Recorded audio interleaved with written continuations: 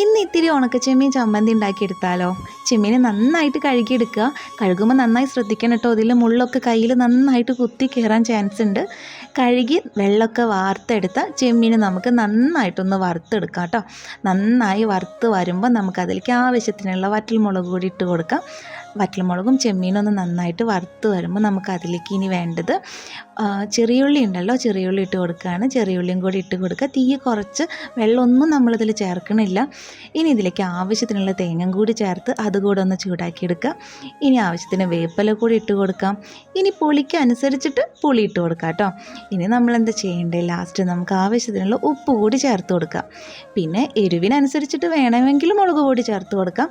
ഇനി ഇതെല്ലാം കൂടെ നന്നായിട്ടൊന്ന് വറുത്തെടുത്തതിന് ശേഷം വെള്ളം തുടച്ച് മാറ്റിയ മിക്സിയുടെ ജാറിലിട്ടിട്ട് നന്നായിട്ടൊന്ന് പൊടിച്ചെടുക്കുക.